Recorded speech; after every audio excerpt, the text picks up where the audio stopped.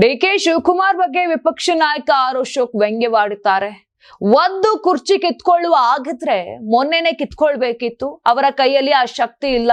Time ಮುಗಿದು ಹೋಗಿದೆ. 2.5 ವರ್ಷ ಆಗಿದೆ.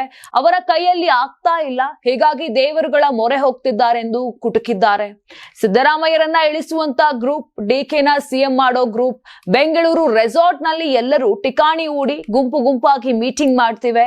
ಎಂಎಲ್ಎಗಳಿಂದ ಬೆಂಗಳೂರು ಸುತ್ತಮುತ್ತ ರೆಸಾರ್ಟ್ಗಳು ತುಂಬಿ ಹೋಗಿವೆ. ಸಿದ್ದರಾಮಯ್ಯ ಸುಲಭವಾಗಿ ಸಿಎಂ ಕುರ್ಚಿ ಬಿಡಲ್ಲ.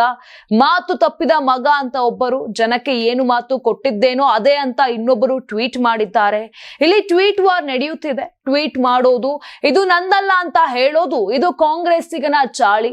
ಸಿದ್ದರಾಮಯ್ಯ ಡಿಕೆಶಿ ಮುಖಾಮುಖಿ ಬರಲ್ಲ, ಟ್ವೀಟ್ ಅಲ್ಲೇ ಹೊಡೆದಾಡ್ಕೊಳ್ತಾರೆ ಅಂತ ಆರ್ ಅಶೋಕ್ ವ್ಯಂಗ್ಯವಾಡಿದ್ದಾರೆ.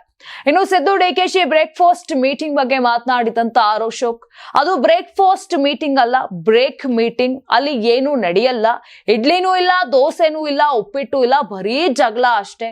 ಡಿಕೆಶಿ ಸಿಎಂ ಪಟ್ಟ ಕೇಳ್ತಿದ್ದಾರೆ. ಸಿದ್ದರಾಮಯ್ಯ ಬಿಟ್ಟು ಕೊಡೋಕೆ ರೆಡಿ ಇಲ್ಲ. 2.5 ವರ್ಷ ಅಂತ 6 ಜನರ ಮಧ್ಯೆ ಮಾತಾಗಿದೆ ಎಂದು ಡಿಕೆಶಿ ಡೈರೆಕ್ಟ್ ಆಗಿ ಹೇಳ್ತಿದ್ದಾರೆ. ಕೇಂದ್ರ ನಾಯಕರಿಗೆ ದಮ್ಮಿದ್ರೆ ಹೇಳ್ಬೇಕಾಗಿತ್ತು.